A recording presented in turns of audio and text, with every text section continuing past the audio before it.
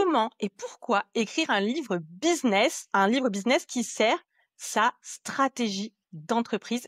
Pour répondre à cette question, j'ai le plaisir d'avoir à mes côtés Anne Beson, qui est coach en conception et écriture de livres business stratégiques. Bonjour Sandy, écoute, Anne, tu m'as accompagnée au début de l'écriture de Homo Entrepreneurus. Et je suis ravie de te recevoir parce qu'aujourd'hui, il y en a de plus en plus, on en voit beaucoup. Mais un livre business pour un livre business, ça n'a aucun intérêt. Un livre doit être stratégique. exactement. C'est pour ça que j'insiste beaucoup sur le terme de livre stratégique. Je vais même des fois jusqu'au terme de livre héroïste, c'est-à-dire que vraiment, moi, le but, c'est que le livre s'inscrive vraiment dans leur stratégie globale. Donc, on va vraiment le réfléchir comme ça. Et puis, qu'il y a un vrai retour sur investissement. Donc, c'est-à-dire qu'on n'écrit pas un livre juste pour flatter son ego. L'objectif premier, c'est vraiment que ça aide à développer son activité, donc qu'il y ait un réel retour sur investissement. Tu dirais que quelles sont les bonnes raisons d'écrire un livre business? Peut-être même les mauvaises raisons d'ailleurs, hein, que les deux sont intéressantes en fait. La mauvaise raison, c'est juste pour flatter son ego. Donc dans ce cas-là, c'est vraiment pour se dire, j'ai écrit un livre pour écrire un livre. Alors, c'est pas une mauvaise chose en soi, c'est juste que du coup, on va passer du temps, on va dépenser un peu d'argent, mais au final, qu'est-ce que ça va donner? On aura passé du temps, de l'argent pour ça. Donc ça, je dirais que c'est pas une bonne raison. En tout cas, ça doit pas figurer en haut. L'autre raison aussi qui ne doit pas figurer en haut de la liste, c'est gagner de l'argent. Mais attention, quand je dis ça, faut mettre des bémols. C'est-à-dire que quand je dis gagner de l'argent, c'est pas gagner de l'argent directement avec les ventes d'un livre. Qu'on soit en auto-édition ou en maison d'édition, c'est pas en publiant un livre qu'on va devenir millionnaire. Ça peut arriver, mais dans la plupart des cas, en fait, il faut savoir que voilà, la vente de livres, c'est pas comme ça qu'on devient riche. Par contre, écrire un livre bien conçu, bien pensé, etc., on va gagner de l'argent grâce aux opportunités business que l'on va se créer grâce à ce livre. Donc, ce qui va relier aux bonnes raisons pour écrire un livre, alors là, il y en a deux grandes, c'est gagner en légitimité et en visibilité. Voilà, je le mets un peu dans le même panier. Donc, c'est-à-dire qu'on a déjà une entreprise qui marche, on a déjà des clients, mais on veut aller à l'étape supplémentaire. On veut être vraiment reconnu comme l'expert ou l'experte dans son domaine. Je pense, Sandy, sans vouloir dévoiler trop, que toi, c'était ton objectif. T'avais Non, mais je déjà le dis ouvertement, hein. voilà, tu avais déjà ton entreprise qui marchait très bien, tu étais déjà bien implanté, tu avais le podcast avec ta sœur qui marche très très bien. Et donc c'était ton objectif, c'était d'aller un cran plus haut. Donc on a travaillé le livre comme ça. Toi, tu as cherché une maison d'édition parce que c'était cohérent par rapport à ton parcours. Donc voilà. Donc il y a cet objectif là. Et puis il peut y avoir un objectif qui est vraiment de vendre directement. Donc là, par exemple, on a une formation, on a des ateliers, voilà. Et donc là, on veut utiliser le livre comme un lead magnet. Mais ce que j'aime à dire, c'est un lead magnet de luxe. Voilà, vraiment différenciant par rapport à d'autres choses qu'on peut trouver, des ressources gratuites que l'on va mettre sur Internet ou même des ressources payantes. Mais un e-book, c'est pas la même chose que quand on va faire un vrai livre bien construit, bien conçu. Voilà. Donc, je dirais ces deux axes-là sont importants comme objectif. Pour synthétiser ce que tu viens de dire et appuyer, c'est que pour moi, tu peux avoir presque tous ces objectifs. Alors, avoir juste l'autorité et par exemple, l'effet de lead magnet, c'est pas toujours facile à avoir, mais ça peut. Moi, c'est pas forcément la stratégie que j'ai retenue parce que mon livre n'est pas du tout un lead magnet. Par contre, il est très orienté sur l'autorité et du personal branding, vraiment de l'image, de se différencier avec une approche hyper différente et d'ailleurs hyper innovante. Pour continuer sur la question de pourquoi, je vais ajouter une raison qui a pas été évoquée et qui pour moi pourtant est essentielle. C'est qu'en fait, ça me permet, je dis pas ça m'a permis parce que c'est toujours en cours, de toucher une audience qui ne me connaissait pas. Ça permet d'être découvert par une nouvelle audience qui est pas forcément consommateur des médias sur lesquels je suis présente. Quand je dis je, mais c'est plutôt My Marketing Experience. Donc, par exemple, qui n'écoute pas de podcast ou en tout cas qui n'écoute pas My Marketing Podcast, qui est pas forcément abonné à ma newsletter, qui est pas forcément sur LinkedIn. Et croyez-moi, ça représente des centaines, des dizaines de milliers de personnes qui sont dans ma cible d'ailleurs. Et donc, ça permet d'être découvert par ces nouvelles personnes. Donc, si dans votre stratégie, vous avez cet objectif d'être découvert par un nouveau segment de clientèle, bien le livre peut parfaitement répondre à cet objectif. Et moi, j'aime beaucoup quand tu dis que il y a une vision héroïste et il y a des attentes héroïstes parce que je pense que c'est pas un gros mot que de dire on n'est pas dans un livre. Enfin, un livre, ça peut à la fois être de très bonne qualité, t'élever en autorité, mais que tu aies des attentes et des KPIs par rapport à ça sur ta notoriété, les personnes que tu touches, ton influence. Et quand je dis influence, ça va être aussi pas uniquement en lead, ton autorité. Donc c'est tout à fait acceptable. Il faut désacraliser un petit peu ce côté-là. C'est ça, c'est totalement le mot, c'est-à-dire désacraliser. Déjà, on peut s'en servir pour prospecter et de dire voilà, j'ai écrit un livre, bah, il y a cette aura en fait, mais en même temps, il faut, comme tu le dis si bien, il faut désacraliser aussi, c'est-à-dire qu'il faut vraiment voir le livre professionnel comme un outil marketing dans tout son écosystème. Donc, vous avez déjà un écosystème où, alors peut-être que vous n'avez pas un podcast comme Sandy, publie pas, tu vois, les réseaux sociaux, on a une newsletter, on peut avoir un blog à l'ancienne, etc. Eh bien, ça vient compléter. Et le travail qui est intéressant, et c'est là où il faut être malin, c'est il faut venir intégrer le livre dans cet écosystème de manière intelligente. Donc, il faut réfléchir, se dire, OK, le livre, il va arriver où? Dans mon tunnel de vente, je le place où? Donc, ça veut dire, où est ma cible avant? Qu'est-ce qu'elle a comme information avant moi, etc. Et puis après, surtout, et c'est là où on a le côté héroïste, c'est se dire, je veux que ma cible fasse quoi? Je veux qu'elle fasse quoi après avoir lu mon livre? Donc généralement, c'est là où on a le retour sur investissement parce que si on a bien conçu le livre, si on l'a bien réfléchi, bah, ça doit donner envie à la personne de venir consommer la chose qu'il y a après, donc une formation, etc., de venir te contacter pour aller faire une conférence, etc. C'est ça, en fait, le côté héroïste du livre. Je me mets à la place de quelqu'un qui nous écoute, qui est dirigeant ou dirigeante d'entreprise et qui se dit, c'est une bonne idée, je comprends, mais moi, je sais pas trop par quel bout le prendre, quelle approche je devrais avoir, qu'est-ce que je vais raconter, est-ce que je raconte ma vie, est-ce que je parle de ma bio, est-ce que tu as des conseils là-dessus sur les grands types de livres? Parce que moi, personnellement, tu vois, écrire ma bio, ça me serait jamais venu à l'esprit.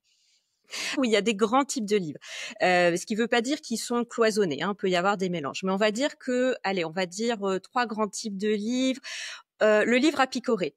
Ça, c'est un livre, bah, par exemple, toi, typiquement, c'est-à-dire que chaque chapitre est indépendant. C'est souvent les livres, d'ailleurs, professionnels, on en voit beaucoup hein, quand même, où chaque chapitre peut se lire, chaque chapitre va avoir un message principal, et que quand on le conçoit bien, autour de l'objectif de l'entreprise, chaque chapitre, en fait, peut être vendeur séparément. C'est-à-dire que quand on envoie son livre, quand on parle de son livre, par exemple, à un partenaire ou un client potentiel, on va pouvoir lui dire, bah, j'attire votre attention sur tel chapitre, et tel chapitre peut être équivalent d'un atelier, d'une conférence, etc. Après, on a le livre manifeste. On est plutôt dans un niveau macro, c'est-à-dire qu'on a un message à transmettre, à faire passer. Donc ça, c'est plutôt des messages quand on a sur la société, voilà, quand on a envie de changer les choses. Ça marche plutôt quand on a déjà pas mal de réseaux, de followers, parce que bah, il faut porter le message, quoi. Donc il faut incarner son message. Si on a une petite communauté, c'est pas forcément ce genre de livre vers lequel il faut aller. Et puis le troisième grand type, en tout cas, de livre, bah, c'est un livre plutôt méthodologique. Alors le tien, il peut aussi être un peu dans ça. Soit on a un livre méthodologique où vraiment là c'est de A à Z. Alors ça c'est pas du tout le tien, mais de A à Z.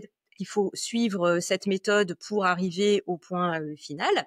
Le but, eh bien, c'est de donner envie à la personne, de rassurer la personne, de montrer tout ce que tu es capable de faire, ton expertise, de la rassurer et de lui dire à la fin, bah, venez travailler avec moi, vous voyez, comme ça, je peux répondre à vos besoins. C'est très juste. Alors, moi, du coup, il y a un exemple qui me vient en tête, puisque sur vraiment transmettre sa méthodologie, c'est Clotilde Dussoulier, qui est connue pour avoir le podcast Change ma vie. C'est le podcast numéro 1 en développement personnel en France et qu'on a eu le plaisir d'ailleurs de recevoir sur mes marketing podcasts. Et en fait, elle a le podcast qui s'appelle Change ma vie. Elle a sa société de coaching qui s'appelle Change ma vie.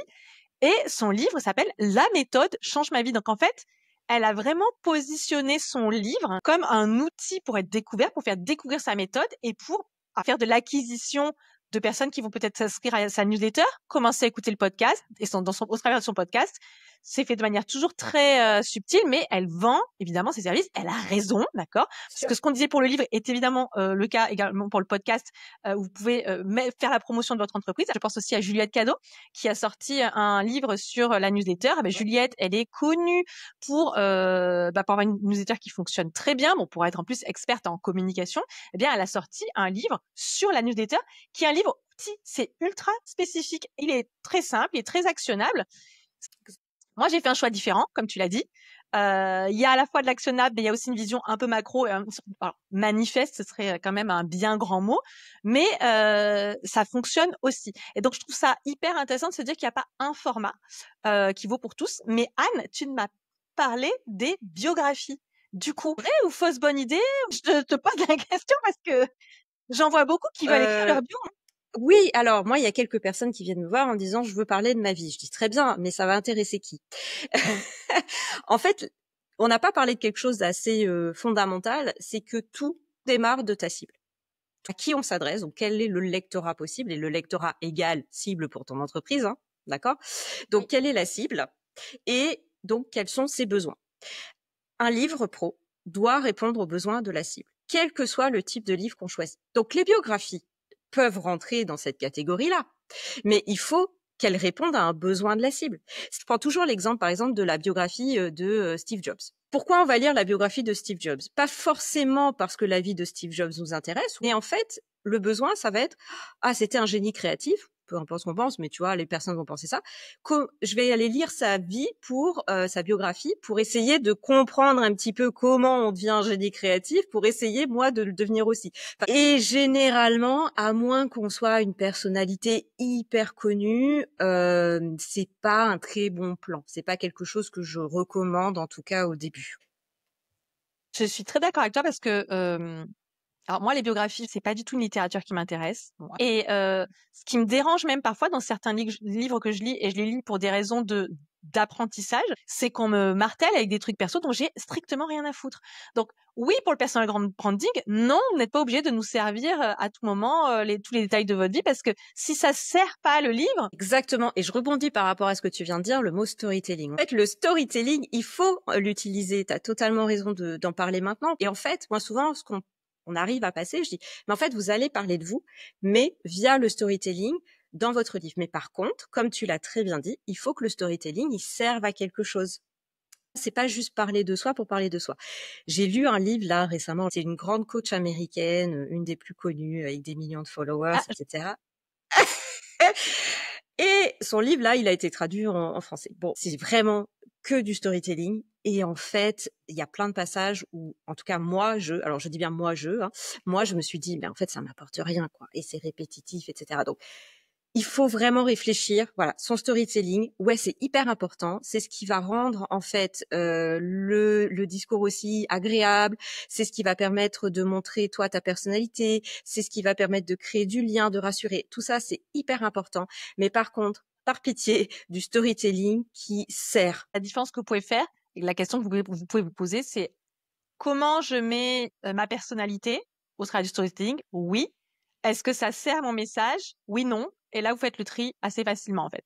Exactement. Si tu devais dire quels sont les bons KPIs, les bons, alors en français, indicateurs de Mhm. performance d'un livre. Et quand je dis indicateur de performance, c'est comment dire financier et non financier. Hein, c'est pas forcément monétaire.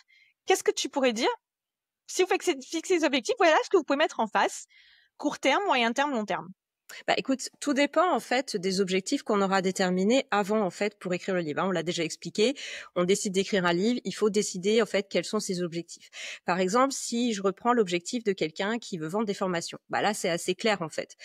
Tu regardes par rapport à ton livre en fait l'investissement global en fait par rapport pour l'écriture, ce que tu auras dépensé. Alors effectivement, bon, on est dans le monde de l'entrepreneuriat, de toute façon, si on est auto-horaire, on est perdant, mais au moins l'argent, tu vois, vraiment là du coup de l'investissement financier, voilà, que t'auras mis derrière ton livre, et ben là tu vois, c'est vraiment en termes de lead magnet, et donc tu vois en fait combien de formations en fait tu vends grâce à ton livre, ou en tout cas voilà une idée à peu près globale de dire bah les gens qui sont arrivés via ton livre. Alors on peut mettre un formulaire, tu sais, pour récupérer les adresses mail, et donc du coup Tu peux même mettre des QR codes ou des liens traquables dans ton livre pour savoir qui vient du livre, hein. c'est ce qu'il faut faire d'ailleurs, parce que quand on vend un livre, on n'a pas la data. Quoi qu'il arrive, qu'on soit en auto-édition, maison d'édition, on n'a pas la data. Donc, si on veut récupérer un peu de data, il faut à un moment donné qu'il y ait un formulaire, quelque chose pour récupérer. Donc voilà. Donc on met en parallèle, on met ça en parallèle, on met le livre, combien ça m'a coûté, et puis combien je vends de formation. Donc ça déjà, ça peut être un bon KPI à avoir, et de manière très concrète. Tu vois, là, tu peux voir si ça vaut le coup ou pas, si tu gagnes de l'argent. Quand on est dans un peu un modèle comme toi, c'est-à-dire on va chercher plus de crédibilité, de légitimité, bah là en fait c'est ça. Il faut être OK en fait au début pour dire mon objectif c'est d'être plus visible, d'avoir plus de partenariats avec des médias, de passer. Donc là moi je dis il faut être assez précis, par exemple de dire bah voilà, j'ai envie de passer dans tel ou tel podcast, j'ai envie de me faire inviter par telle personne, j'ai envie d'aller dans tel événement, et je vais me servir de mon livre pour atteindre ces objectifs-là. Et donc là, c'est se donner les moyens pour y aller. Donc là, il faut être vraiment proactif. C'est envoyer ton livre aux bonnes personnes, envoyer des messages en disant j'ai écrit un livre, j'attire votre attention, est-ce qu'on peut en parler dans votre média, etc. En fait, il n'y a pas des KPIs qui sont universels. Pour le coup, ça dépend vraiment en fait de tes objectifs. Et c'est pour ça qu'il faut être au clair avant. Je vois encore beaucoup trop de personnes qui écrivent un livre et qui sont déçues en fait par le résultat. Mais en fait, à la base, ils n'ont pas réfléchi à leurs objectifs. Donc forcément, quand c'est un peu comme ça nébuleux, t'es pas satisfait, mais tu savais pas vraiment ce que tu allais chercher. Donc c'est comme dans tous les pans d'une entreprise, il faut bien concevoir du début pour savoir qu'est-ce que tu vas chercher et donc pour savoir si c'est un exercice réussi ou pas en fait. Si je peux compléter du coup, moi je dirais que alors, je connais moins la partie où tu utilises ton livre pour générer des ventes, par exemple sur du coaching ou de la formation. Mais en revanche, si l'objectif c'est tout ce qui est autorité, visibilité, de pas hésiter à se mettre des objectifs en termes de passage média.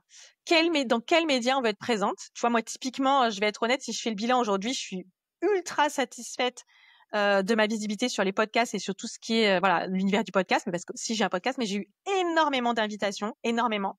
Je sais que j'ai été découverte par pas mal de monde parce que j'ai des gens qui m'écrivent pour me dire j'ai découvert ton livre. L'autre jour carrément, alors c'est un truc de fou, c'est que j'ai une personne a écrit pour dire votre livre a été le choix de ce mois-ci dans mon book club d'entrepreneurs en plus. Et donc tu vois c'est du dark social, hein, ça c'est vraiment du bouche à oreille digital. Par contre aujourd'hui si je fais le bilan de mes passages dans les médias traditionnels, ce qui moi est un objectif, j'en ai eu, je dis pas que j'en ai pas eu parce qu'il y a eu un passage sur BFM, dans Courrier Cadre. J'ai eu TF1 un peu. Mais aujourd'hui, mon objectif dans la presse traditionnelle n'est pas atteint pleinement. Donc pour moi, il y a encore du travail à faire. Et on en avait parlé puisque tous ces côtés stratégiques, je dis, c'est des sujets qu'on a abordés avec Anne avant le début de l'écriture. Et donc un des trucs que tu m'avais demandé, et c'était derrière qu'est-ce que tu veux faire, il y avait aussi je veux en faire une conférence.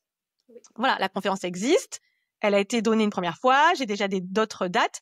Là aussi, encore, c'est du long terme, c'est du moyen long terme. Donc, ce que je voulais ajouter, c'est il y a des objectifs court terme et la visibilité peut venir assez vite. Mais après, sur tout ce qui est l'impact sur le business, il faut viser du moyen long terme aussi. C'est vraiment de l'effet cumulé. Et j'ai envie de dire, c'est comme le livre, c'est comme le podcast en encore plus intelligent. Et c'est pour ça que ça te donne autant d'autorité. C'est parce qu'en fait, l'effort initial est encore plus difficile. C'est un terme qu'on n'aime pas trop utiliser en France, mais ça fait le tri. Voilà, c'est tu appartiens quand à un moment donné où tu publies le livre, etc. Tu as fait cet effort-là, tu appartiens à une minorité de personnes qui ont fait cet effort-là et ça te donne un avantage quand même assez important. Et je reviens sur ce que tu disais, effectivement, c'est l'effort long terme. Moi, je dis toujours, un livre, c'est un marathon. La période d'écriture où déjà tu te dis oh là là voilà c'est quand même il y a des hauts et des bas dans l'écriture etc. Bon tu y arrives, tu le sors, t'as le lancement, mais en fait le lancement c'est rien du tout. En fait. C'est vraiment après le faire durer. Et là aussi c'est quelque chose, c'est un objectif qu'il faut avoir en tête en fait au début parce que t'as des livres qui sont un peu court-termistes sur des sujets, je pense à tout ce qui est autour de l'IA etc. Où ils là sont voués ils ont une date de péremption. Exactement. Donc ça on va le prendre en considération, donc on va pas le réfléchir de la même manière. Et puis tu as des livres par exemple comme le tien où là il va durer vraiment. Mais ça aussi il faut le prendre en compte parce que il y a aussi tous des éléments. Par exemple, tu dis, si un jour j'ai envie de le faire évoluer, comment je fais? Donc là, soit tu fais évoluer ton livre, c'est pas toujours le plus évident. Donc, faut créer aussi autour, tous les bonus, tu vois, qu'on crée autour d'un livre, tout l'écosystème. C'est ça que tu vas pouvoir faire évoluer plus facilement que ton livre. Donc voilà, tout ça, c'est des choses à prendre en considération au début, parce que si on le prend pas au début, on risque d'avoir un projet qui n'est pas stable, qui n'est pas pérenne sur le long terme, et qui nous apportera pas les bons résultats. Et vous serez déçus en fait, et vous allez perdre du temps, vous allez perdre de l'argent. Enfin voilà, donc concevez vraiment, c'est du début en fait. Tout se joue du début. Oui, en fait, il faut être clair sur à qui on s'adresse, son offre, son positionnement. Et ça, c'est d'autant plus important que le livre, c'est quelque chose qui dure. Donc, si au bout de 6 mois, tu as changé ta stratégie, mais que le livre est toujours sur ton ancienne stratégie, c'est moins... Que tu peux faire évoluer, tu peux l'enlever, tout est possible. Mais Alors, l'effort si que tu es tu as mis... auto-édité, oui. Si tu es en maison d'édition, c'est beaucoup plus dur. c'est plus difficile, t'es plus lié, donc faut réfléchir. Donc c'est pour ça, voilà, prenez le temps avant, concevez bien, réfléchissez bien à tout ça et pensez moyen, long terme, comme tu l'as très bien dit. Jean, Très bien. avant de se quitter, je voudrais te soumettre à un petit test. Alors, je vais te poser une série de questions et je voudrais que tu nous donnes une réponse. Je dis pas forcément franche et rapide, mais je vais te dire franche et Allez. rapide. Alors, la première qui revient hyper souvent, c'est est-ce qu'il faut avoir une grosse communauté pour rentabiliser la... Alors sur les ventes, enfin oui, si on vise que la rentabilité sur les ventes, il vaut mieux avoir une grosse communauté.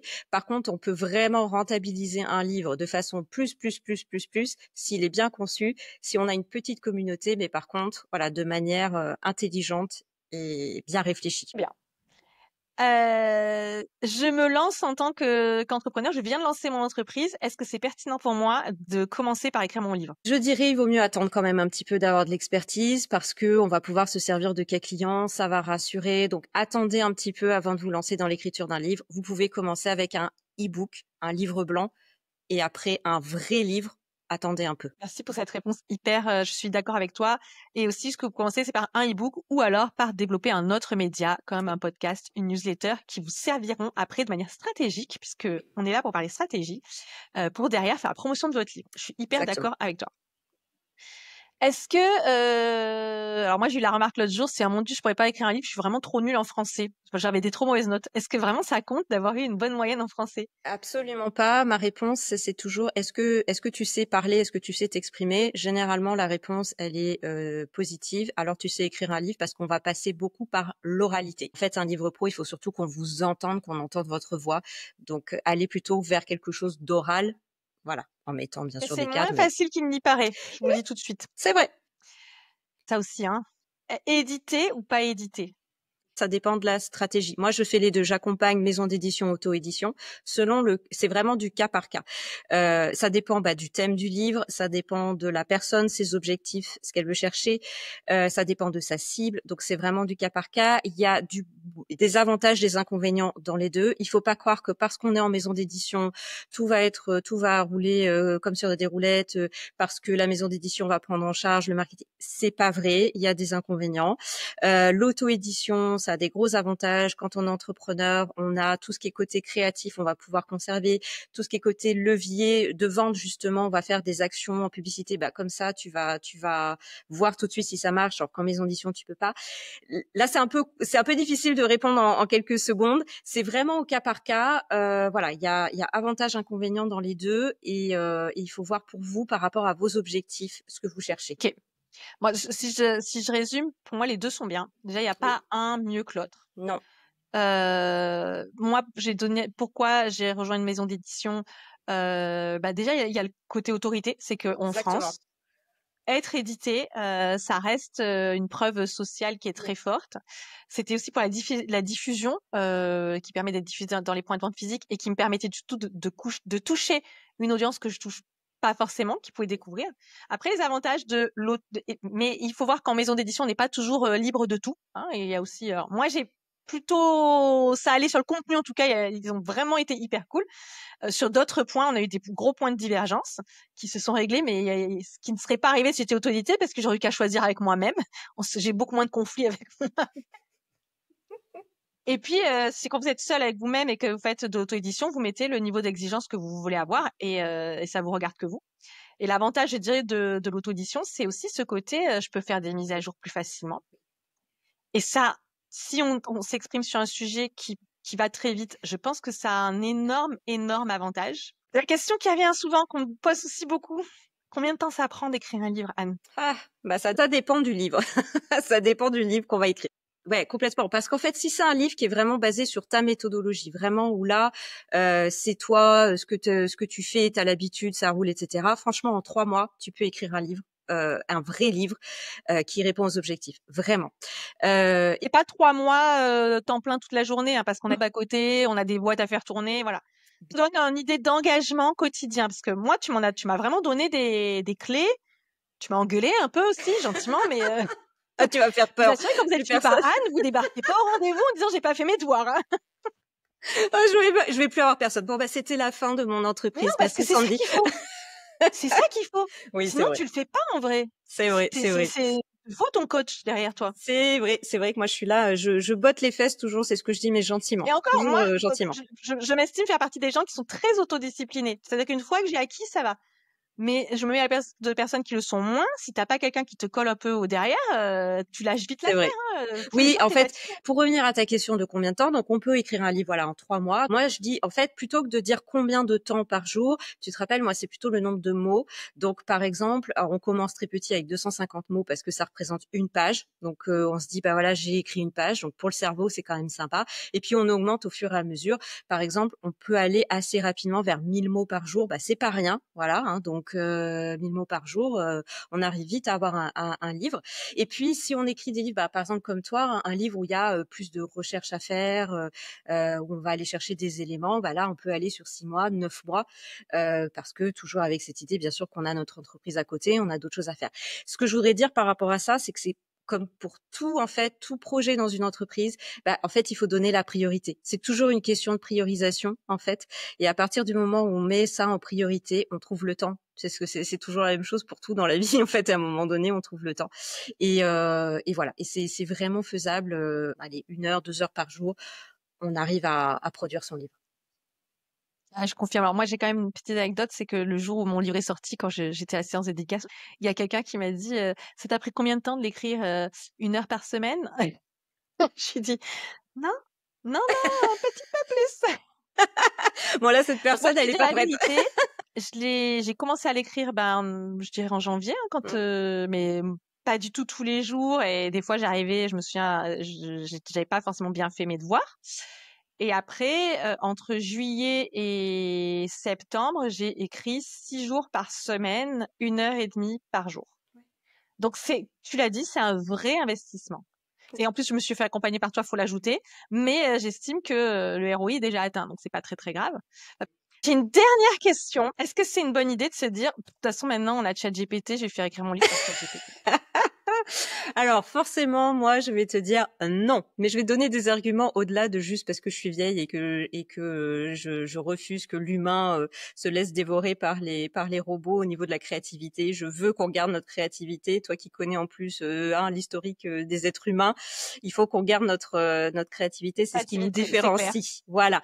Donc au-delà de ça, je vais essayer de donner des arguments. J'ai de plus en plus de clients qui arrivent avec voilà, j'ai demandé à ChatGPT, voilà le sommaire qu'il m'a donné. Alors je regarde, je dis très bien en fait. Bah oui, il est très bien ce sommaire effectivement. Franchement, on trouve rien comme défaut. C'est très logique parce que la machine est logique. Voilà, sauf qu'en fait, Chiante, mais bon, mais logique. et voilà, c'est ça, c'est logique. Voilà, il y a pas d'aspérité. Sauf qu'en fait, nous, on va aller chercher un peu les aspérités. On va aller chercher en fait ce qui va différencier. On va aller chercher ce qui fait votre personnalité en fait. Tu vois, c'est vraiment ça. Donc moi, maintenant, je sais que j'ai l'habitude. Alors j'essaie, je dis non, venez pas avec un plan de ChatGPT. Bon, les gens arrivent avec un plan de ChatGPT, c'est pas grave. Je dis ok, bah toi tu le gardes sous les yeux. Moi, on refait. Et tu sais comment je fonctionne, c'est en mode brainstorming. Et donc là, bah, on vient de challenger et généralement le plan ChatGPT il dure pas 5 minutes parce que en fait on va tout exploser et on va retrouver quelque chose où vraiment ah bah ça va correspondre complètement à la personnalité de la personne, va y avoir un vrai axe différenciant, etc. Donc si vous voulez écrire le livre de Monsieur ou Madame Tout le Monde, utilisez ChatGPT, vous aurez un truc hyper lisse, parfait, etc. Logique. Pas de souci. Si vous voulez écrire un livre vraiment différenciant, qui vous ressemble, qui vous mette à un autre niveau, écrivez-le par vous-même et faites-vous aider par ChatGPT, mais pour brainstormer, pour vérifier des choses, oui, mais pas pour tout écrire et surtout pas pour concevoir le plan et vos idées. Non, ça c'est un vrai leurre. Moi, je l'ai fait. Tu vois, j'ai confession, je l'avais fait de demander à ChatGPT de me faire un plan. Et j'avais trouvé ça. Alors, d'un côté, j'avais trouvé ça intéressant parce que ça me permettait de structurer quelque chose qui Oui, était le bordel dans ma tête. oui, oui. Mais après, quand j'ai regardé, je dis, j'ai pas du tout envie que ça ressemble à ça. Bah c'est ça, ça te fait une bonne C'est pas base. moi. Je m'étais dit, C'est c'est ça, pas moi. Et ça va être exactement. chiant comme la pluie. Et c'est exactement ça, c'est-à-dire que Mais voilà, ça avait, c'est ça, c'est c'était très la première étape. logique. Je savais que ce serait pas ça au Exactement, final, mais c'était la première étape pour exactement. peut-être me rassurer quelque part. Et alors, Voilà. je suis d'accord avec toi. Les IA pour écrire, sûrement pas. Par contre, les IA pour t'aider à clarifier des concepts, à brainstormer. Moi, j'ai utilisé pour créer un persona fictif pour dire est-ce que ça te semble clair. Bon, après, j'ai fait soumis à de vrais humains. Et donc ça, on peut les intégrer de cette manière-là. Complètement. Par contre, moi, je vais te faire un aveu. Dernièrement, j'ai lu un livre. J'ai pas réussi à aller au-delà de 50 pages parce que je savais que c'était écrit par ChatGPT et c'était insupportable. Mais Mais oui, insupportable. mais oui, C'était le style ChatGPT, c'était tout ce qui est imbuvable. C'est un livre édité en plus, hein. C'est ça qui me fait peur. Mais je pense que les gens le voient oui, et que on pense pas assez. Aujourd'hui, on pense beaucoup à qu'est-ce que je vais mettre dans le livre, mais pas comment ça va être digéré par les gens. exactement. Et tu le sais, moi, un de mes objectifs, c'était vraiment, vraiment que les gens apprécient la lecture, soient Bien sûr. contents de le lire. C'est Bien sûr. tellement, pas dire, on est sursollicité. Si l'idée d'ouvrir un livre est contraignante parce que le style est nul, parce que c'est du chat GPT, parce que ça va dans tous les sens, c'est pas structuré, on sait pas où la personne en venir, Exactement. ou c'est la même idée qui est développée sur 300 pages, parce que ça, on n'en a pas parlé, mais on va dire que il y a quand même une certaine spécialité, surtout chez nos amis américains, Oui, ce oui, genre de littérature. Voilà, donc les IA, oui, mais pas pour faire de la merde, quoi. exactement. C'est Non, c'est un super outil, ça aide, mais pas pour tout, pas pour tout écrire. Les idées, c'est pareil, servez-vous-en, mais pour brainstormer. Et à la fin, c'est toujours nous, les humains, qui reprenons la main. Il faut arrêter de croire que l'IA va tout faire mieux que nous. Eh oui. Non, c'est faux. C'est faux. Tu me fais une transition magnifique, Anne. C'est que vous vous dites peut-être à la fin de cet épisode, mais c'est trop bien, mais moi je voudrais trop écrire un livre. Ou du moins, il y a une idée qui a germé, peut-être pas maintenant, mais en tout cas plus tard. Et Anne, toi, tu as écrit ton livre et tu sors ces jours-ci ton livre qui s'appelle, je te laisse le dire, Eh j'adore ben, le nom écoute, en il plus, s'appelle Top of Mind parce Top of que Mind. voilà, pourquoi ce titre? Bah parce que justement, en écrivant un livre, vous allez devenir top of mind, vous allez devenir incontournable dans votre domaine. En tout cas, c'est ma promesse. Dans votre Et catégorie. je livre toute ma méthode pour organiser ces idées. Parce que je pars vraiment du principe, en fait, et du constat que les entrepreneurs, on n'a jamais un problème de manque d'idées. C'est pas vrai. On a un problème d'organisation d'idées. La méthode, c'est pour permettre, en fait, aux personnes de trouver leur ligne directrice et de créer un concept parce que c'est pas juste de trouver le thème, c'est un thème plus un axe différenciant. Donc j'espère qu'il servira le plus grand nombre. C'est déjà tous les éléments marketing qu'il y a dans un livre, en fait, hein. C'est de le Exactement. penser dès le départ, hein. Alors moi, la méthode, je la connais. Du coup, je ne peux que la valider puisque j'en ai bénéficié. Les liens en description. Pour ceux qui sont curieux ou celles qui sont curieuses et qui veulent en savoir plus, on met en description. Vous allez voir. Tout sera expliqué. Anne, un grand merci d'être